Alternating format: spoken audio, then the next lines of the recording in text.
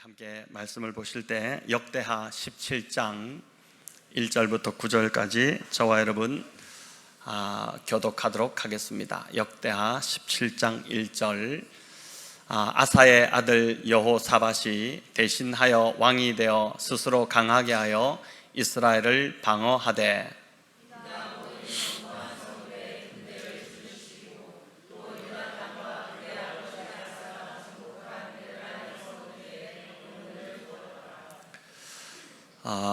조금 더 힘차게 읽으셔도 됩니다. 네, 3절 제가 읽겠습니다. 여호와께서 여호사밧과 함께 하셨으니 이는 그가 그의 조상 다윗의 처음 길로 행하여 바알들에게 구하지 아니하고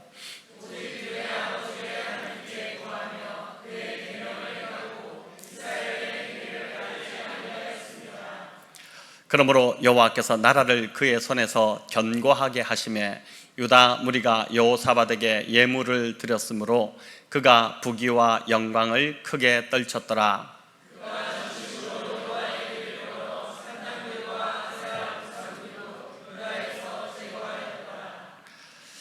그가 왕위에 있은 지 3년에 그의 방백 벤하일과 오바댜와 스가랴와 느다넬과 미가야를 보내어 유다 여러 성읍에 가서 가르치게 하고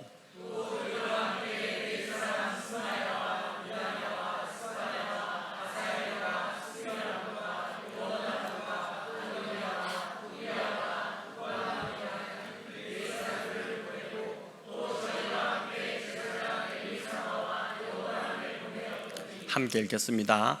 그들이 여호와의 율법책을 가지고 유다에서 가르치되 그 모든 유다 성읍들로 두루 다니며 백성들을 가르쳤더라. 아멘. 명절 잘 보내셨죠? 네, 잘 쉬고 또 하나님께서 또 긴 시간들, 이번에 특별히 좀 명절이 길었는데 좋은 휴식을 주셨다고 믿습니다.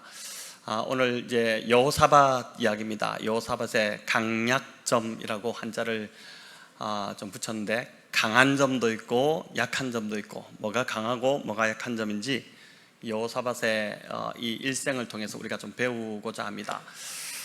여러분, 이 여호사밧은 유다 왕조 제4대 왕입니다. 여호사밧은 그 유다 왕들 중에서도 이제 성군으로 꼽히는 대표적인 그 왕이라고 할 수 있는데, 여기 1절을 보니까 여호사밧을 아사의 아들이라고 소개하죠. 우리가 지난주일날 아사를 살펴봤습니다. 아사는 그 용두사미 같은 왕이었다라고 했죠. 처음은 너무 좋았지만 끝에 가서는 하나님을 찾지도 구하지도 않았던 그런 왕이었습니다.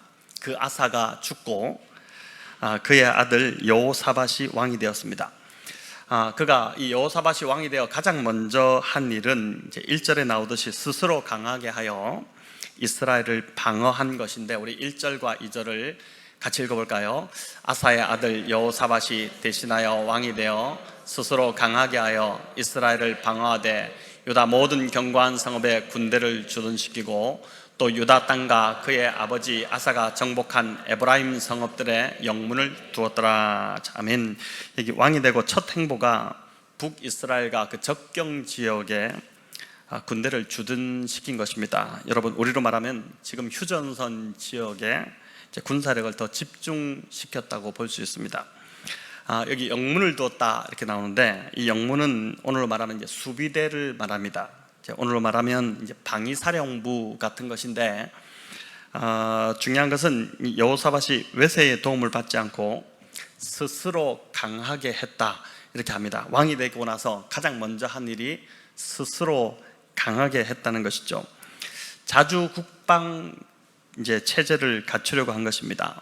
아버지 아사가 말년에 이제 북이스라엘의 그 바하사가 쳐들어왔을 때 스스로 막아낼 힘이 없어서 이웃에 있던 그 아람 군대를 의지하지 않습니까? 그로 인해서 이제 하나님의 호된 책망을 받았던 그 사실을 이 아사가 이제 이 여호사밧이 너무 잘 알고 있었습니다. 그래서 여호사밧은 이를 지켜보면서 이 자주국방에 힘을 가지는 것이 얼마나 중요한지를, 우리나라도 지금 이제 자주국방에 힘을 갖는 그 문제가 참 관건인데 얼마나 중요한지를 이제 뼈저리게 느꼈을 것이고, 그래서 왕이 되자마자 이 자주국방 체제를 강화하기 시작한 것입니다.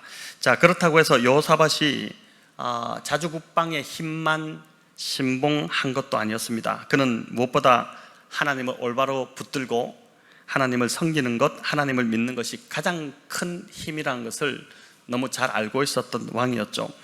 3절에 보니까 이 여호사밧이 다윗의 처음 길로 행했다 이렇게 나옵니다. 여러분, 다윗의 이 처음 길이 뭘까? 이 처음 길은 다윗이 밧세바를 범하는 죄를 짓기 전, 그 전의 상태를 말합니다. 다윗이 가장 순수하고 가장 강했을 때 그 처음 길, 다윗의 길, 그 길로 여호사밧이 행했다는 것입니다.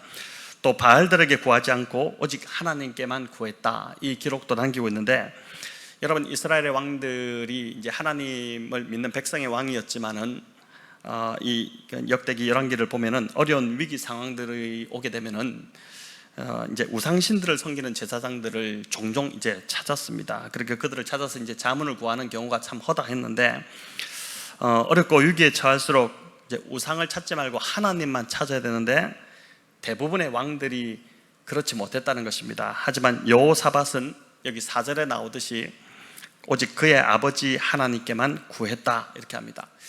여러분, 오늘날 우리도 그 한 사람의 신앙, 이 신앙이 어떠한지는 위기가 찾아올 때 드러나지 않습니까? 어려움이 찾아올 때 누구를 가장 먼저 찾느냐를 보면 그 사람의 신앙을 이제 알 수 있는 것이죠. 저와 여러분, 여호사밧처럼 다른 것 구하지 않고 가장 먼저 하나님께 나아가면 좋겠습니다. 인간적인 도움을 구하려는 마음이 드는 그 순간 하나님께 먼저 하나님을 떠올리고, 그 순간 먼저 하나님을 떠올리고 하나님께 기도하시기 바랍니다. 여러분, 그렇게 할 때 하나님께서 이 문제의 해결자가 되시고 우리의 구원자가 되신다는 것을 저와 여러분 경험하게 될 것입니다.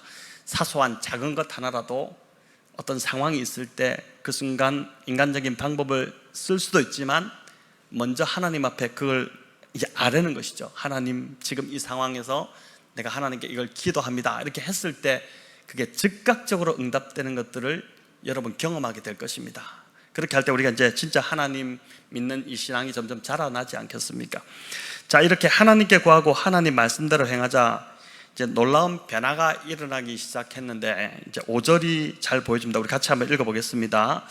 그러므로 여호와께서 나라를 그의 손에서 견고하게 하심에 유다 무리가 여호사밧에게 예물을 드렸으므로 그가 부귀와 영광을 크게 떨쳤더라. 아멘. 여기 유다 무리라고 나오는데 원어로 보면은 온 유다 백성을 가르칩니다. 여러분, 왜 온 백성이 여호사밧에게 예물을 드렸다고 할까요? 여호사밧을 비로소 왕으로 인정하기 시작했다는 것입니다. 자기들의 지도자로 인정했다는 것입니다. 처음에 왕이 되었을 때 이 젊은 사람이 오직 신앙으로만 나라를 다스리려고 하니까 그래, 얼마나 가나 한번 보자, 뭐 이런 심정으로 빈정거리기도 하고 또 방관하는 태도를 백성들이 아마 취하지 않았을까 싶습니다. 그런데 정말 이 여호사밧 왕이 하나님의 말씀대로 통치하고 그 결과로 하나님만 붙들었을 때 그 결과로 백성들 안에 또 나라 안에 하나님의 축복이 막 나타나니까 이 왕을 다시 보기 시작하고 왕을 막 인정하기 시작한 것입니다. 그래서 백성들이 자진해서 여호사밧에게 머리를 숙이고 그 아래로, 그 권위 아래로 들어오기 시작하고 많은 예물을 그 권위 아래에 들어왔다는 표현으로 자기들의 예물을 여호사밧에게 바치기 시작한 것이죠. 여러분, 이로 인해서 이 여호사밧은 정말 부귀와 영광을 떨치게 되었다 이렇게 기록하고 있습니다. 여호사밧이 젊은 나이에 이제 왕이 되었는데 경험도 부족하고 또 그가 왕이 되던 시기가 참 좋지 못하던, 국제 정세가 참 좋지 않던 그런 때였지만은 그가 그 참 어려운 시기에 하나님만 찾고 말씀에 온전히 순종하기 시작하니까 그의 리더십이 세워지기 시작한 것입니다. 여러분, 오늘도 마찬가지라고 믿습니다. 비록 가진 것 없고 어리고 경험이 부족하다 할지라도 이제 하나님께 온전히 순종하고 하나님만 구하는 그 사람에게 오늘도 사람들은 그 권위를 존중해서 그의 리더십을 이제 따르고 싶어지는 일들이 일어납니다. 오늘도 이제 특별히 요즘 교회가 개척해서 참 교회가 이렇게 성장하기가 또 자라나기가 쉽지 않다, 생존조차도 힘들다, 이런 이야기를 많이 하지만은, 그러나 참 어린 목회자들이 정말 믿음 하나로 하나님을 의지하고 그 말씀 그대로 교회를 세워나갈 때 교회가 놀랍게 성장하는 그 일들이 일어나거든요. 참 어린데, 나이는 어린데 많은 사람들이 그 리더십 아래로, 권위 아래로 순종하는 그 일들이 이제 오늘날도 그렇게 일어나는데, 이게 그냥 이론이 아니라 진짜 하나님께 순종하고 하나님 의지하는 자들에게 이런 영적 권위가 생겨나고 사람들이 그 리더십을 따르고 싶어 한다는 것입니다. 여러분, 그래서 영적 리더십의 관건은 그가 얼마나 노련한가, 또는 그가 얼마나 경험이 풍부한가, 뭐 이런 것이 아닙니다. 그게 아니라 그가 얼마나 하나님 앞에 머물러 있느냐, 하나님을 찾고 그 말씀에 순종하느냐일 것입니다. 교회 안에서도 작은 부서를 하나 맡았다, 또는 작은 반을 맡았다, 이렇게 할 때도 아이들의 영혼을 이끌어갈 때도 마찬가지죠. 우리가 기술로 또 무슨 물론 뭐 아이들과 좋은 관계를 잘 맺어 나가는 게 맞겠지만은, 그걸 떠나서 먼저 내가 하나님을 붙들려고 하고 하나님 앞에 기도하려고 하고 그 말씀에 내가 순종하려고 할 때 그걸 보고 영혼들이 나의 권위 아래로 들어온다는 것입니다. 3절처럼 하나님이 그 리더와 함께 하심이 느껴질 때, 이 여호사밧과 함께 하셨다고 그러거든요. 그게 느껴질 때 사람들은 그를 따르기 시작하는 것이죠. 사람들을 요즘 뭐 억지로 따라오라고 할 수도 없습니다. 그렇게 따라오지도 않습니다. 하지만 하나님이 리더와 함께 하심을 볼 때 자연스레 그를 따르고 싶고 그 권위에 복종하고 싶은 일들이 일어나는 것이죠. 자, 이렇게 여호사밧이 3년도 안 돼요. 왕에 즉위하자마자 3년도 안 돼요. 왕권이 막 견고해지기 시작했는데, 그 이유가, 그 비결이 이제 정말 하나님만 붙들고 말씀에 순종하고 그렇게 하자 이제 3년도 안 돼서 이 왕권이 견고해지기 시작했는데, 그럼에도 그는 보니까 교만하거나 우쭐대지 않고 오히려 더 개혁에 박차를 가하기 시작합니다. 우리 7절부터 9절 같이 읽어보겠습니다. 그가 왕위에 있은 지 3년에 그의 방백들 벤하일과 오바다와 스가랴와 느다넬과 미가엘을 보내어 유다 여러 성읍에 가서 가르치게 하고, 또 그들과 함께 레위 사람 스마야와 느다냐와 스바다와 아사엘과 스미라묵과 여호나단과 아도니아와 도비아와 레위 사람들을 보내고, 또 저희와 함께 제사장 엘리사마와 여호람을 보내었더니 그들이 여호와의 율법책을 가지고 유다에서 가르치되 그 모든 유다 성읍들을 두루 다니니라. 백성들을 가르쳤더라. 네. 자, 이게 보니까 이제 이름이 참 복잡하고 읽기도 어려운데, 다 이제 레위 집하고 또 고관이고 뭐 이런 사람들입니다. 이런 사람들이, 중요한 것은 유다 곳곳을 다니면서 백성들에게 하나님 말씀을 가르쳤다는 것이죠. 가르쳤다는 것입니다. 여러분, 아주 대단하고 놀라운 일이 일어났습니다. 여호사밧이 자신만 말씀을 붙들고 말씀에 순종한 것이 아니라 모든 백성들로 하여금 말씀을 가르쳐서 지키도록 한 것입니다. 여러분, 이는 솔로몬조차도 하지 못했던 일입니다. 만약 솔로몬이 외교와 무역에 다른 것에 좀 신경을 덜 쓰고 이렇게 백성들에게 말씀을 가르치는 일들을 했다면, 그래서 그 백성들이 말씀을 가르쳐서 말씀을 지키도록 했다면은 아마 다윗을 능가하는 그런 왕이 되지 않았을까요? 역사상 그 어느 왕도 시도해보지 않은 개혁을 여호사밧이 지금 한 것입니다. 다 보내가지고 탁월한 성경 교사들을 곳곳에 지방으로 다 보내서 거기서 백성들이 말씀을 배우게 하고 깨닫도록 하고 그 말씀대로 지켜 살도록 그렇게 한 것입니다. 자, 그런데 성경을 가만히 보면요, 여러분, 하나님은 끊임없이 말씀을 가르칠 것을 명령하셨습니다. 광야 시절 모세 때부터 시작해서 여호수아에게도 백성들에게 말씀을 가르쳐 지키게 하라, 계속해서 말씀하시고, 이게 이제 선지자들 통해서도 계속 내려오고 신약 시대에도 계속 말씀을 가르쳐 지키게 하라. 바울이 디모데에게 한 것도 계속 그 이야기지 않습니까? 왜 이렇게 말씀하면서 말씀을 강조할까? 여러분, 그 이유는 오직 말씀만이 하나님의 백성을 살리고 또 나라를 살릴 수 있기 때문인 것이죠. 이스라엘 역사를 볼 때 말씀이 약해지면, 말씀이 희미해지면 개인도 가정도 국가도 다 이렇게 무너지기 시작하고 다 망하지만, 반대로 위기 속에서도 하나님의 말씀을 붙잡고 듣기 시작하면, 말씀이 빛을 잃지 않으면 개인도 나라도 다시 다 살아나는 것을 경험했습니다. 요즘 아이들 이제 어릴 때부터 영어를 가르칩니다. 참 보면은 불쌍하기도 하고, 저렇게 또 안 할 수도 없고 막 이런 참 그런 시대이지 않습니까? 근데 사실 영어보다 더 시급하고 중요한 것은 말씀을 아이들에게 가르치고 배우는 일이라고 믿습니다.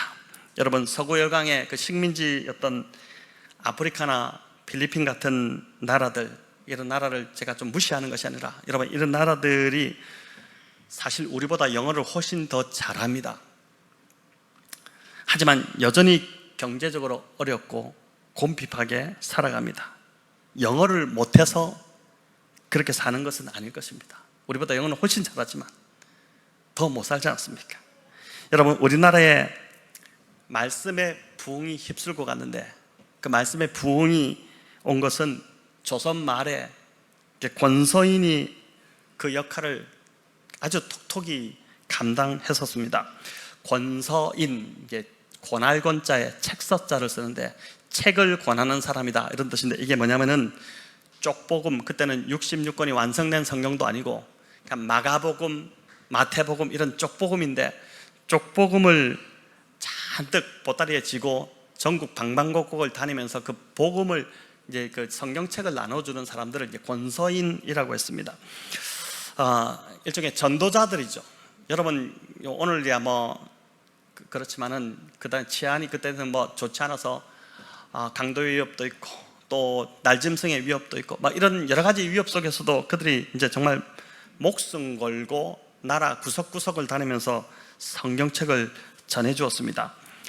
기록에 의하면은 그 성경을 받은 자들이 이제 말씀을 읽으면서 막 회개가 일어나고 한 마을이 다 돌아오기도 하고, 정말 그 권서인이 지나간 그 마을은 아침마다 집집마다 성경 말씀을 읽는 소리가 막 계속해서 들려올 정도로 그런 말씀의 부흥이 바로 이 나라에서 일어났다는 것이죠.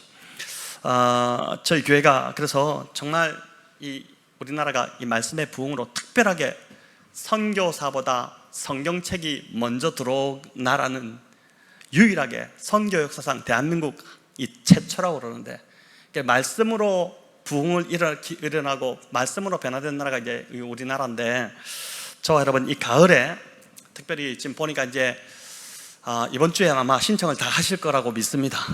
그래서 더 좀 제가 지난번에 힘에 지나도록 좀 배우기에 힘쓰십시오 이렇게 말씀드렸는데, 이 가을에 더 좀 우리 어른들부터 말씀을 배우기에 힘쓰고 또 다음 세대에 이 말씀을 가르치기에 힘쓰는 교회가 되기를 바랍니다. 자, 이렇게 말씀의 부흥이 일어나니까 여기 보니까 나라 안만 아니라 대외적으로도 축복이 임하기 시작하는데, 우리 10절을 같이 읽어볼까요? 10절입니다. 역대하 17장 10절 우리 성경으로 읽겠습니다. 여호와께서 유다 사방의 모든 나라에 두려움을 주사 여호사밧과 싸우지 못하게 하시매, 이렇게 나옵니다. 하나님이 두려움을 주시니까 주변국들의 눈에 유다가 굉장히 두려운 나라가 된 것입니다. 하나님의 보이지 않는 손이 지키고 있다는 것을 주변 나라들이 막 다 감지하기 시작한 것이죠. 여러분, 우리나라도 이렇게 하나님이 지켜주시기를 간절히 바랍니다. 이어 11절은 이렇게 말씀하시는데 우리 같이 또 읽어볼까요? 11절입니다. 블레셋 사람들 중에서는 여호사밧에게 예물을 드리며 은으로 조공을 바쳤고, 아라비아 사람들도 짐승떼 곧 수량 7,700마리와 수렴소 7,700마리를 드렸더라. 여기 블레셋 사람들이 선물과 은을 조공으로 바치는 이상한 일이 일어났습니다. 여러분, 역사적으로 블레셋은 이스라엘이 영적으로 바르게 서 있는지 아닌지를 이제 가늠하는 시금석이 되는 나라였습니다. 이 블레셋이 지금의 가자지구입니다. 가자지구 쪽에 이 블레셋이라는 이 이름 자체도 팔레스타인, 오늘날의 팔레스타인을 블레셋이라고 그러잖아요. 그러니까 그때부터 지금까지도 이스라엘이 영적으로 바로 서 있는지 아닌지를 가늠하는 시금석이 바로 이 블레셋으로 하나님이 이 나라를 사용하셨습니다. 그래서 이스라엘이 범죄할 때마다 하나님께서 감초처럼 사용하신 나라가 블레셋이었는데, 그 블레셋이 여기 보니까 이스라엘에게 은과 금을 바치고 조공을 바쳤다 이렇게 나옵니다. 이는 이스라엘이 이 여호사밧 때 굉장히 영적으로 바르게 서 있었다는 증거죠. 또 아라비아 사람들 여기 나오는데, 이들이 수량과 수렴소 7,700마리를 바쳤습니다. 아라비아 사람들은 이스마엘의 후예들입니다. 주로 목축업을 했는데 군사력이 대단히 강력한 그러한 민족이었습니다. 근데 이들이 수량과 수렴소를 바쳤는데 왜 하필 수량과 수렴소일까? 여러분, 수량과 수렴소의 특징이 들이받는 뿔을 갖고 있는 것이 않습니까? 그래서 이제 재밌게 해석한 것 중에 하나가, 이런 짐승을 바쳤다는 것은 들이받는 뿔을 다 바쳤기 때문에 이제 더 이상 들이받지 않겠다, 더 이상 이스라엘과 전쟁을 하지 않겠다, 이런 뜻으로 수량과 수렴소를 바쳤다는 것입니다. 여러분, 한 왕과 또 백성들이 하나님 앞에서 또 말씀 앞에서 바르게 서기 시작하자 참 이 놀라운 일들이 일어나기 시작한 것입니다. 그런데 이는 오늘도 마찬가지라고 믿습니다. 저와 여러분이 이 한국교회가 전심으로 말씀을 붙들고 하나님을 섬기기 시작하면, 여러분, 이 대한민국에 얼마나 많은 교회들이 있습니까? 그러니까 이 땅에 교회가 세워져 있다는 이 자체가 대한민국에게는 축복이죠. 지금 교회가 없는 나라들이 얼마나 많은지 모릅니다. 전 세계에 교회가 없는 나라도 일본만 하더라도, 인근 일본만 하더라도. 근데 이 나라의 중보자들이 이렇게 많이 있다는 것인데, 이 교회가, 한국 교회가 하나님을 제대로 붙들기만 한다면, 말씀대로 제대로 살기만 한다면 그 누구도 함부로 우리를 건드리지 못하게 될 것입니다. 국방력, 경제력, 이것이 문제가 아니라 더 중요한 건 이 땅의 그리스도인들이 전심으로 말씀을 붙들고 하나님을 의지하기 시작하는 것입니다. 여러분, 그렇게 될 때 지금 한반도를 둘러싸고 있는 이 열강의 이 구도가 얼마나 참 복잡 미묘합니까? 근데 또 북한도 하나님께서 이 유다 주변 나라에 두려움을 주신 것처럼 이 열강들에게 두려움을 주셔서, 또 저쪽 북쪽에도 두려움을 주셔서 감히 이 나라를 건들지 못하게 될 줄을 믿습니다. 이사야 60장 14절에 이렇게 되어 있습니다. 우리 한번 읽어볼까요? 너를 괴롭히던 자의 자손이 몸을 굽혀 내게 나아오며 너를 멸시하던 모든 자가 내 발 아래에 엎드려 너를 일컬어 여호와의 성읍이라, 이스라엘의 거룩한 이의 시온이라 하리라. 아멘. 여러분, 참 놀랍죠? 놀라운 말씀이죠. 이 이사야 선지자가 보았던 환상이 이 나라 안에 그대로 이루어지기를 바랍니다. 하나님이 복 주시는 인생, 하나님 복 주시는 가정과 직장과 나라에 이런 놀라운 일이 일어나기 시작한다는 것입니다. 저와 여러분의 인생이 바로 이런 인생이 되기를 축원합니다. 자, 이제 본문에 또 하나의 축복이 나오는데, 그건 강력한 군사력을 이 남유다가 가지게 된 것입니다. 우리 17장 14절부터 19절까지인데 내용이 길어서 읽지는 못하지만, 여기 보니까 본문을 보시면은 군대의 수를 합치면은 도합 118만 명이 됩니다. 여러분, 유다 나라가, 남유다가 유다 지파와 베냐민 지파 두 개밖에 없잖아요. 근데 이 두 개가 100만 대군 이상의 군사를 이렇게 만들어냈다. 이거는 진짜 하나님이 축복하시지 않으면 도저히 있을 수 없는 일이 일어난 것입니다. 흥미로운 건 16절에 보니까 스스로 나서서 섬기기로 한 자까지 생겨나는데, 우리 한번 읽어볼까요? 그 다음은 시그리의 아들 아마시아니, 그는 자기를 여호와께 즐거이 드린 자라, 큰 용사 20만 명을 거느렸고. 자, 백성들 안에 다른 무엇보다도 말씀의 부흥이 일어나기 시작하니까, 여러분, 하나님께 기쁨으로 자기 자신을 자원해서 드리는 사람들이 막 나타나기 시작한 것입니다. 교회도 동일하다고 믿습니다. 다른 것보다도 진짜 말씀의 부흥을 경험하기 시작하면 자연스럽게 그냥 나 자신을 하나님께 드리고 싶은 자들이, 그런 헌신자들이 생겨나기 시작하는 것이죠. 여러분, 이 사람이 용사 20만 명을 거느렸다 이렇게 하고 있고, 또 15절에 보면 여호하난이 28만 명을 거느렸다고 합니다. 여러분, 여호하난의 이름의 뜻은 여호와는 은혜로우시다 이런 뜻이에요. 정말 그 이름대로 이 사람이 굉장히 은혜로웠던 사람인 것 같습니다. 백성들을 이끄는 지도자의 자격을 보니까 하나같이 다 하나님의 영으로 충만한 자들입니다. 그러니까 하나님의 일은 하나님을 아는 자들, 하나님을 사랑하는 자들, 하나님의 영으로, 그 성령으로 충만한 자들이 맡는 것이, 섬기는 것이 당연하다는 것이죠. 직분자의 자격과 기준도 동일합니다. 저희 교회가 앞으로도 계속해서 이제 또 직분자를 세워 나가겠지만은, 여러분, 나이가 됐다고 또 교회를 오래 다녔다고 그렇게 해서 직분자로 세우면 그 교회는 이제 망합니다. 그렇게 세우는 것이 아니라 여기 나오듯이 하나님을 사랑하고 하나님에 대한 마음이 충만한 자들이 세워져야지 교회는 계속해서 건강하게 갈 수 있는 것이죠. 자, 그런데 이렇게 여호사밧 이야기가 이렇게 끝나면 좋으련만, 보니까 여호사밧이 북이스라엘 왕 아합과 그만 손을 잡아버립니다. 이 참 또 끔찍한 일이 일어나는데, 역대하 18장 17장을 마치고 18장 1절을 보니까 이렇게 나오는데 읽어볼까요? 여호사밧이 부귀와 영광을 크게 떨쳤고 아합 가문의 혼인함으로 맺었더라. 인척관계를 맺었더라. 여러분, 아합은 여호사밧이 절대 관계를 맺으면 안 되는 사람이었습니다. 이 일은 여호사밧에게 여호사밧 일생일대의 치명적인 실책이었다고 할 수 있습니다. 아합의 아내는 이세벨이었고 왕비라기보다는 악녀로 불리는 여자였죠. 이스라엘 안에 바알 숭배를 들여온 장본인이었고, 이세벨로 인해서 북이스라엘은 완전히 그냥 바알 우상 숭배로 물들어졌고 여호와 신앙이 완전히 그냥 오염돼 버린 그런 상황이었습니다. 사단에게 자비를 구할 수 없지 않습니까? 사단은 절대 자비가 없습니다. 마찬가지로 이 이세벨도 똑같은 그런 여인이었습니다. 그래서 절대 관계를 맺으면 안 되는, 그냥 외교적으로 유지는 하되 절대 관계를 맺으면 안 되는데 그 집안과 혼인관계를 맺어버렸으니까 여러분, 이 참 끔찍한 일이 벌어져 버린 것이죠. 하나님께서 정말 성공하게 하셨는데, 여호사밧의 인생을 성공하게 하셨고 성공을 주셨는데, 그 성공을 지켜내는 방법이 인간적인 방법을 써버린 것입니다.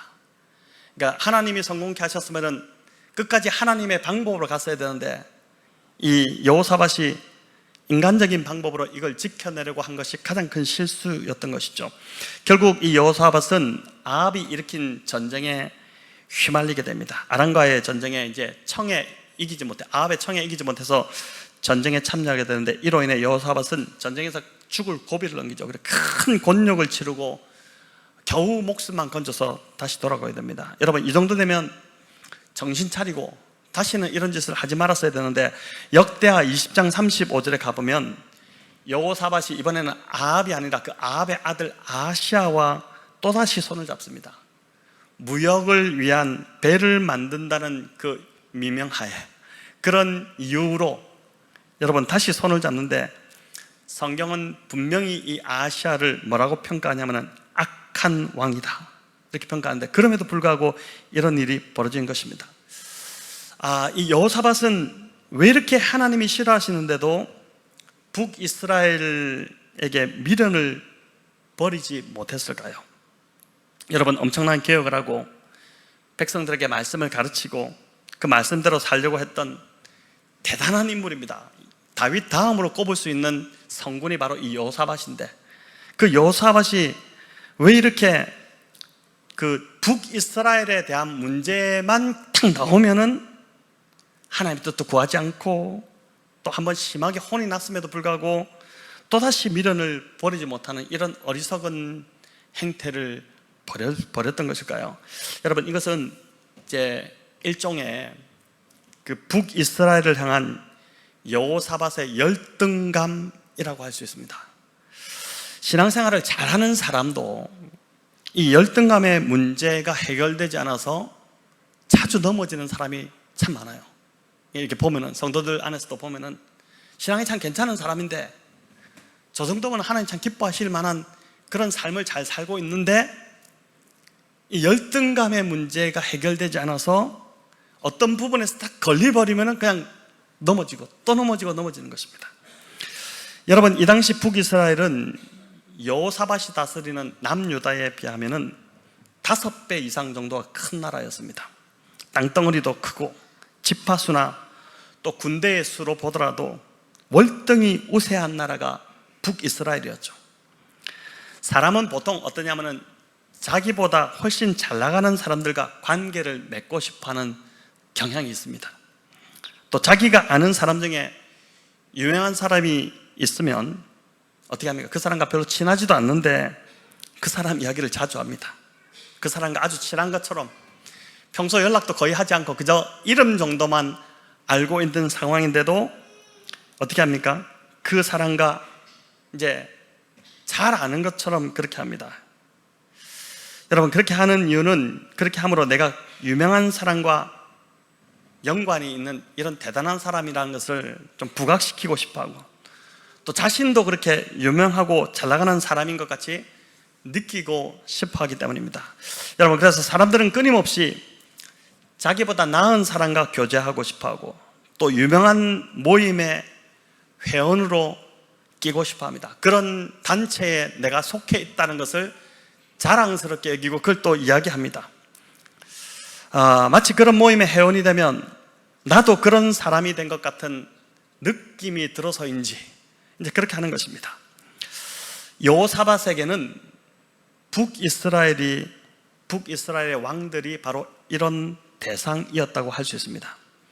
괜히 그 앞에 가면은 기가 죽고 주눅 들고 그들과 어울리면 나도 그들처럼 그렇게 대단한 존재가 된 것처럼 착각이 들기 시작하고 기분이 좋아지기 시작하고 그렇게 된 것입니다. 영적으로 보면 정말 아닌데도, 영적으로 보면은 정말 비교할 수 없는데도 여호사밧이 이렇게 했다는 것입니다.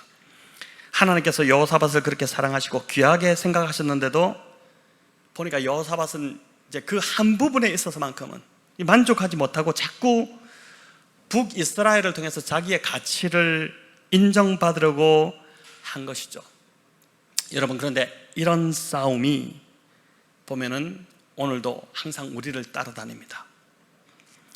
여호사밧은 아합이나 아하시아와는 비교가 안 될 정도로 존귀한 자였죠. 하나님 보시기에는 정말 비교할 수 없는 그런 존귀한 자였는데, 그런데 그것을 받아들이지 못하고 자꾸 북이스라엘과의 교제, 북이스라엘과의 관계를 통해서 자신을 확인하려고 한 것입니다. 그 결과는 영혼과 생명에 치명적인 타격을 입는 것이었습니다.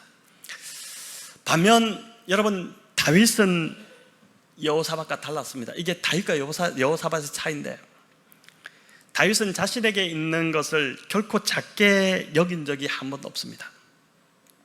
우리가 다윗을 이야기할 때 그 영광의 배후에 숨겨져서 잘 보지 못하는 자리가 하나 있습니다. 그게 뭐냐면은 바로 양을 치던 자리입니다. 다윗을 사실 다윗되게 만든 자리가 바로 그 자리입니다. 사무엘이 왕으로 기름 부을 자를, 사울을 하나님 버리셨다 해서 새로운 왕으로 기름 부을 자를 찾아서 이새의 집에 왔을 때 8명의 아들 중에 다윗만 그 자리에 없었죠. 다른 아들들 다 어떻게 합니까? 왕의 자리에 선을 보기 위해서 치장도 하고 멋지게 꾸미고 선지자 사무엘 앞에 섰지만은 그 시간에 이 말제였던, 성경은 말제라고 표현하지 않습니까? 그것도 이제 다윗을 비하하는 그런 표현을 쓰는 것인데, 말제였던 다윗만 홀로 양을 치고 있었습니다. 여러분, 그러니 어떻게 보면 양을 치는 이 자리는 굉장히 소외된 자리고 초라한 자리라고 할 수 있지 않겠습니까? 하지만 다윗되게 만든 자리는 바로 양을 치는 자리였습니다.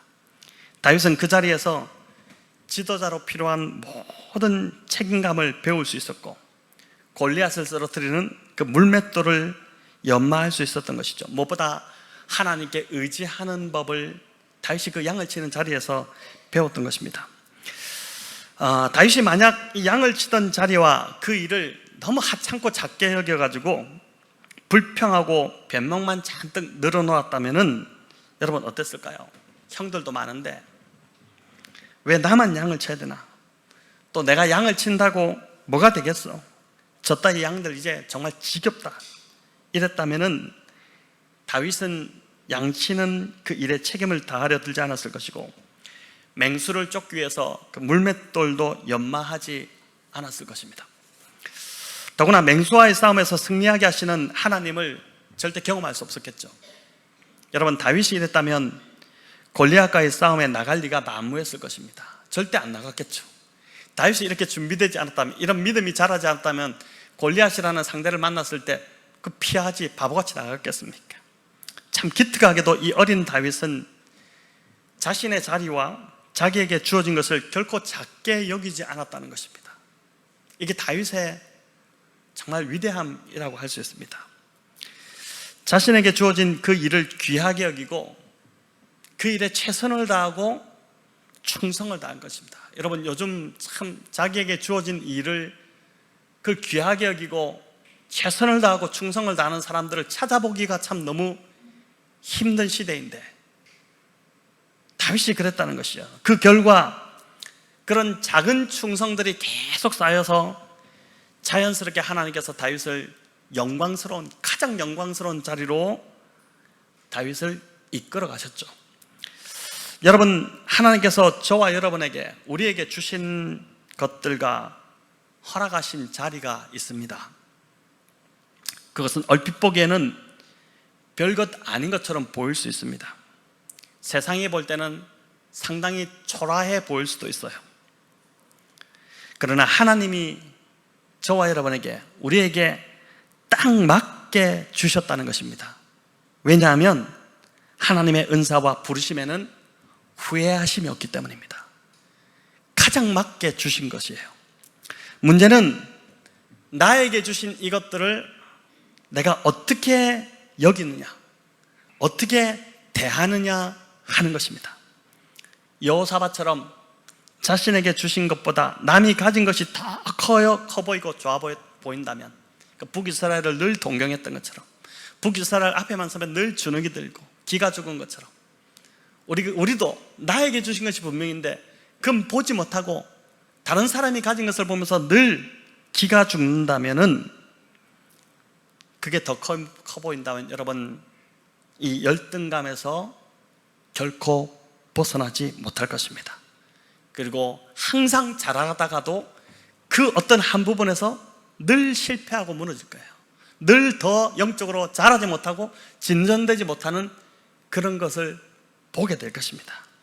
그러나 다윗처럼 세상이 볼 때는 비록 볼품없는 일이고 초라한 자리고 양을 치는 자리, 얼마나 그 참 지저분하고 또 춥고 외롭고 고독하고 여러분 그런 자리지 않습니까? 그렇게 보이지만 그걸 귀하게 여기고 꾸준히 연마한다면 바로 그게 골리앗을 무너뜨리는 도구가 될 수 있다는 것입니다. 하숙집을 하는 그 60대 여성분의 이야기를 들은 적이 있는데, 많은 학생들이 이제 그 아주머니가 운영하는 하숙집을 거쳐갔습니다. 워낙 이분이 마음씨가 좋으니까 하숙생들이 이 아주머니를 이제 엄마처럼 따르면서 무슨 일이 있으면 찾아와서 속 얘기를 털어놓고, 또 속상하면 가서 위로도 받고, 또 지혜도 얻고 상담도 하고 막 그렇게 했는데, 심지어 이제 졸업한 학생들도 그 아주머니에게 받은 사랑을 잊지 못해서 결혼하고 나서 이제 아내와 아이들을 데리고 와서 소개도 시켜주고 이제 선물도 사와서 드리고 이렇게 하면서 이제 밥을 얻어먹고 가곤 했다고 합니다. 그런데 어느 날 정작 이분의 마음은 자기 혼자 정체된 느낌을 받기 시작한 것입니다. 다른 사람들은 여기를 거쳐서 더 나은 삶으로 나아가고 더 성숙해져서 나가는데, 정작 자신은 몇십 년이 지나도 그냥 그 모습 그대로인 것 같더랍니다. 이게 너무 갑자기 답답하게 느껴진 거예요. 그래서 이런 자신의 마음을 어느 날 그 하숙생 한 학생에게 이렇게 내비쳤는데, 그 학생이 이런 말을 한 것이죠. 아줌마, 우리가 잘 나가는 학생들이었다면 왜 아줌마를 찾아오겠어요? 근데 반면에 아줌마를 찾아오지 않았다면 우리같이 못나고 힘든 애들은 누구를 찾아가겠어요?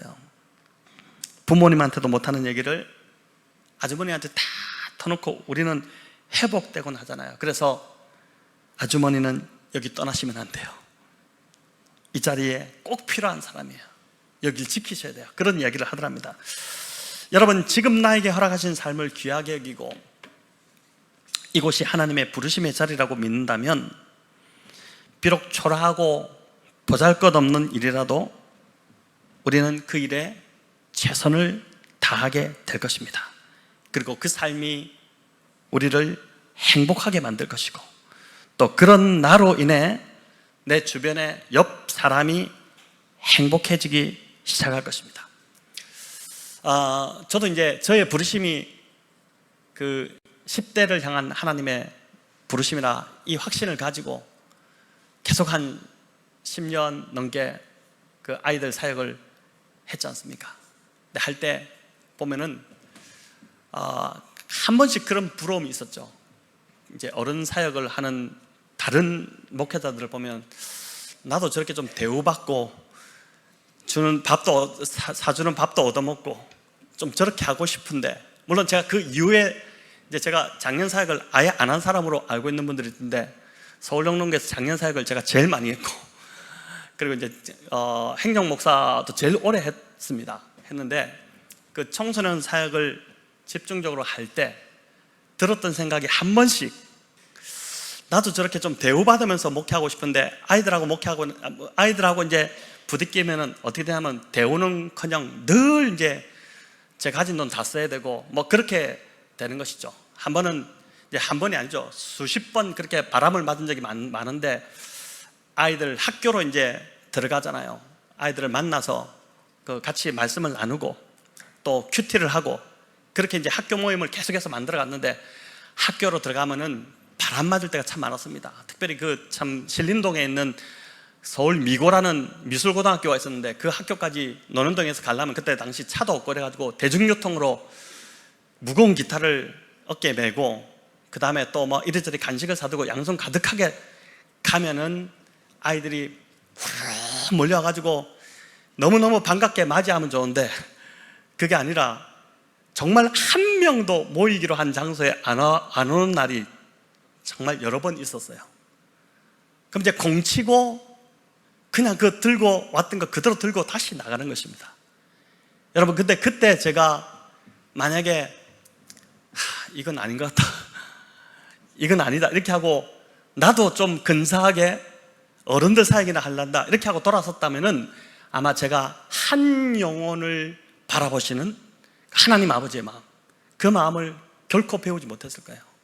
진짜 거기서 아이들 기다리고, 오지 않는 아이들 하염없이 망부석처럼 기다리고, 그렇게 하면서 거기서 정말 하나님께서 잃어버린 한 영혼을 얼마나 소중히 여기시는지 그 영혼에 대한 마음을 배울 수 있었던 것이죠. 여러분, 우리가 잘 나가던 그저 평범하게 살던 그게 중요한 것이 아니라, 중요한 건 내가 누구를 위해 살아가느냐 하는 것입니다. 우리의 능력 여하를 떠나, 우리는 또 고상한 일을 하고 싶잖아요. 그런 일의 가치 여부를 떠나서 내가 내 삶의 주인이 되지 않고 또 나의 영광을 구하지 않고 오직 하나님을 위해 또 하나님과의 그 친밀한 관계를 맺으며 산다면 바로 그 삶이 그 누구보다도 복된 인생인 줄을 믿으시기를 바랍니다. 오늘 이 말씀을 들으며 하나님 앞에서, 이 말씀 앞에서 여러분, 제가 앞에 말씀드린 이 하숙집 아주머니처럼 반복되는 그 똑같은 일상으로 인해 참 답답한 마음이 있었다면, 초라하게 나도 요즘 느껴지고 있다면, 지금 내가 있는 자리가 하나님이 부르신 자리인지를 먼저 한번 확인해 보시기 바랍니다. 점검할 필요가 있어요. 근데 만약에 그 자리가 세상이 볼 때 볼품없고 또 보잘것없는 자리이지만 그 자리가 하나님이 부르신 자리가 분명하다면, 내가 지금 섬기고 있는 이 자리가 하나님이 나를 여기에 세우셨고 나를 부르셨다, 여러분 그것이 분명하다면 지금 굉장히 잘하고 있는 것이고 잘 살고 있는 것임을 믿으시기 바랍니다. 다른 사람 보지 마시고요, 여러분 하나님만 바라보시기 바랍니다. 그럼 하나님께서 너 잘하고 있다, 너 정말 또 그렇게 잘할 수 있다, 이렇게 격려해 주실 것입니다. 오늘 여호사밧 이야기를 들었는데, 여러분 우리 교회에서 섬기는 그 섬김의 자리도 그런 것 같아요. 어떤 분들은 보면 정말 편하지 않는 그런 일들을 하십니다. 개인적으로 생각해도 별로 소모적이고 이게 의미 없는 것처럼 느껴지고, 뭐 그렇지 않겠습니까? 아이를 이렇게 돌보는 일도 있고 주일날 여러 가지 있잖아요. 근데 여러분 그 자리, 그분이 없다면은 교회가 여러 가지가 참 많이 불편해지겠죠. 근데 그분이 그 자리에서 정말 그걸 하나님 부르신 자리로 알고 귀하게 섬기기 때문에 저희 교회가 하나님 기뻐하시는 교회로 계속해서 저를 성장하고 있다고 믿습니다. 여러분 하나님이 허락하시고 부르신 그 자리에서 여호사밧이 아닌 이 다윗의 태도로 하루하루, 직장에서도 마찬가지고 최선을 다하며 살아갈 때 하나님께서 우리의 삶을 정말 더 멋있게, 더 영광스러운 자리로 인도하실 줄로 믿고, 그 믿음으로 오늘 이 밤도 함께 저와 여러분 기도하는 밤이 되시기를 우리 주님의 이름으로 축원합니다.